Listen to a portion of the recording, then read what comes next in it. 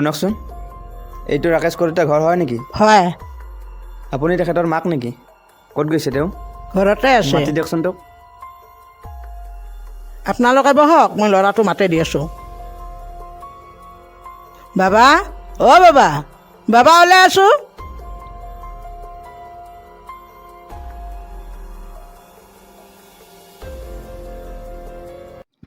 তুমিয়ে ৰাকেশ নেকি? ৰাকেশ তুমি? হয় ছাৰ। ব'লা তুমি আমাৰ লগত ব'লা। মই এতিয়া যাব নোৱাৰিম ছাৰ, ঘৰত ৱাইফৰ অসুখ হৈ আছে। কি কাৰণে নোৱাৰা? অসুখ হৈ আছে ছাৰ। ব'লা ব'লা, এইবোৰ ভাওনা কৰি লাভ নাই। ডেকা লৈ ব'লক। মই যাব নোৱাৰিম ছাৰ, মই যাব নোৱাৰিম ছাৰ। ভিতৰত প্ৰেগনেণ্ট মোৰ ৱাইফৰ, মই যাব নোৱাৰিম ছাৰ।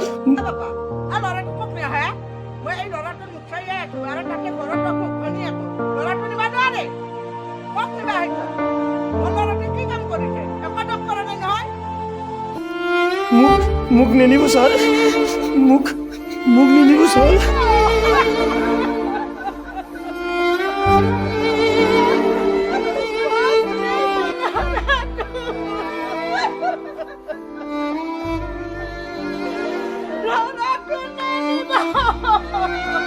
ছাৰ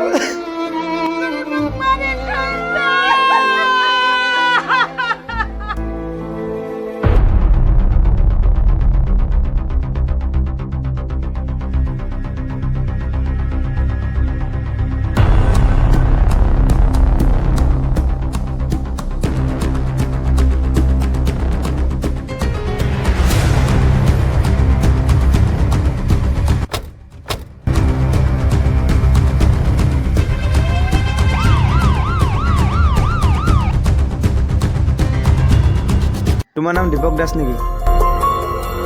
ব'লা তুমি আমাৰ লগত যাব লাগিব, থানাত যাব লাগিব।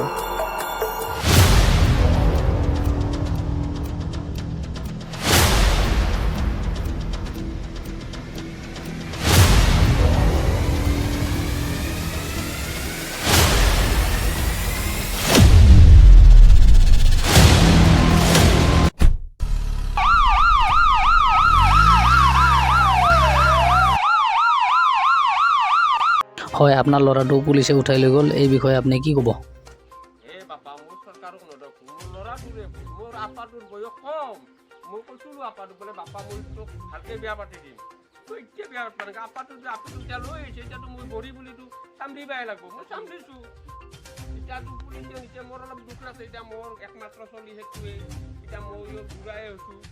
এতিয়া আমাৰ চলিটো সেইটোৱে আঠজনীয়া আছিল, এতিয়া সেইটোও চৰকাৰে লৈ গ'ল। এতিয়া মোৰ কি হ'ব বাপা?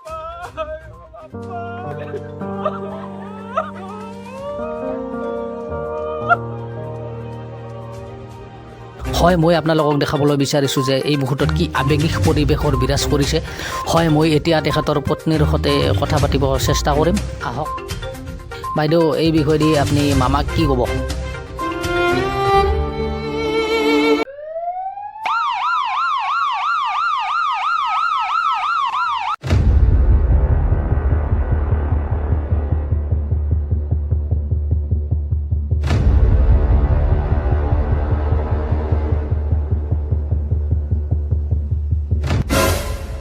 অসীম কলিতা তুমি নে?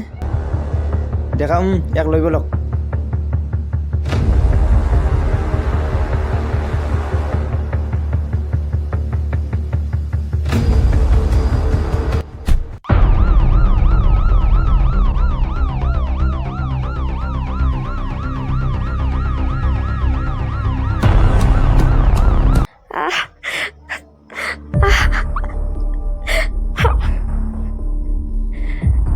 হেল্ল' বাবা।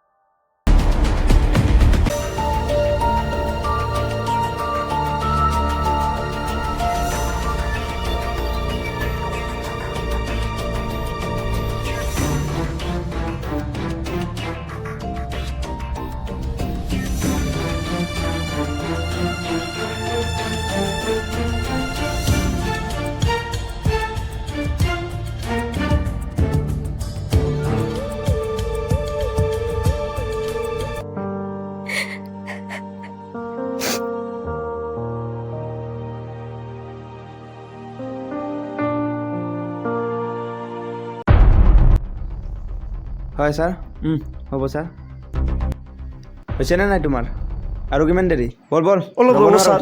বল অলপ ৰ'ব এক্সকিউজ মি ইয়াত মিষ্টাৰ কলিতা কোন হয় মই ছাৰ মই আপোনাৰ ৱাইফ এতিয়া সম্পূৰ্ণ সুস্থ কিন্তু কিন্তু কিন্তু কি ছাৰ আপোনাৰ বেবীটোহে আমি বচাব নোৱাৰিলোঁ কি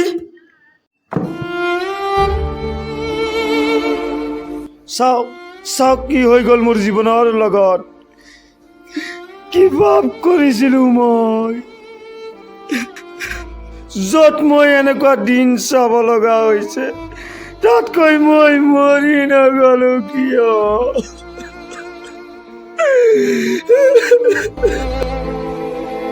এইবোৰ আপোনালোকে কি নিয়ম বনাইছে এই সকলোবোৰ আপোনালোকৰ কাৰণে হৈছে